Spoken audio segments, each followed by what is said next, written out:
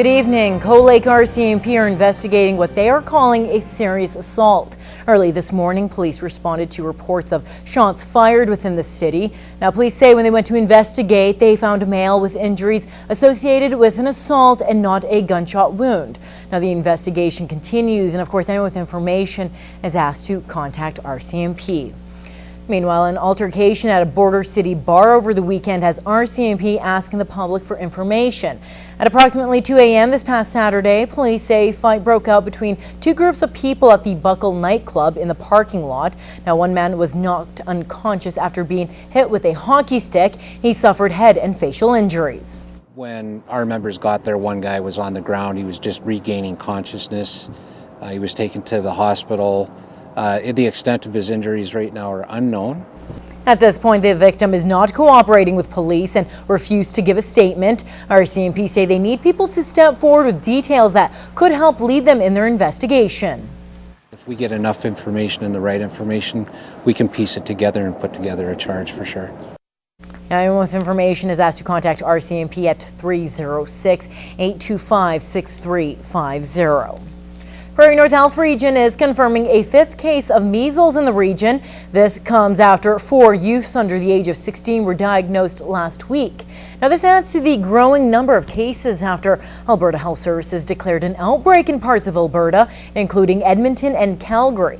Now, local health officials are advising if you have any unimmunized children to take them to a clinic to get their shots. Now, if you have any questions, you're asked to call your primary health care provider or call the health line at 811.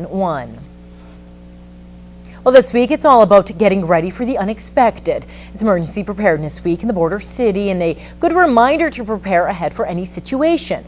Anika Nottveit speaks with a member from the Lloydminster Rescue Squad and has more. When you think of the word emergency, what comes to mind? In this area, Kevin Shortt says 2 things we should be prepared for are winter storms and tornadoes. The season for these high wind storms is right around the corner. Making a plan, knowing where the safe spots are in your house, where would everybody meet, what is the best constructed area to take refuge in your house, or if you're out in the barn or if you're in a particular city facility, where would you go from there? And just last week, the city faced a power outage for a few hours.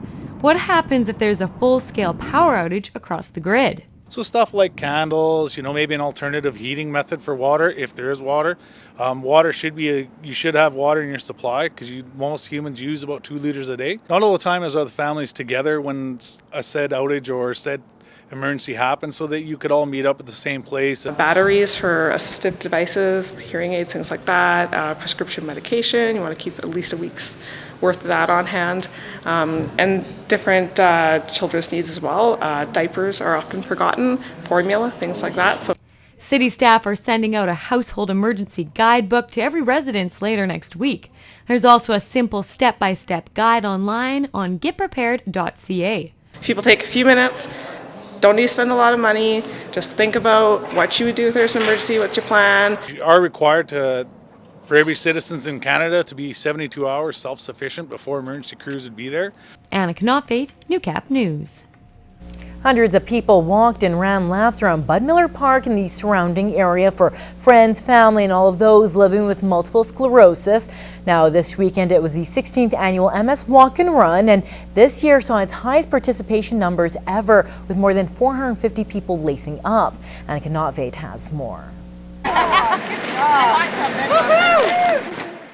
Finishing strong. It was a morning of inspiration for many who live with the disease. For this mom, she's lived with MS for the past 10 years and appreciates the support not only from the community, but her family's help daily. In the house, I have to, anywhere I walk, I have to have a wall. I need something to support, and opening jars, getting things out of cupboards. I can't do it anymore. So, yeah, they do a lot. They do a lot. My mom? I lace up for my mom. I help her with lots of chores, like yard chores. I laced up for my sisters and to my sisters, Justin and Lindsay. I laced up for Amy Perron and Linda Hill.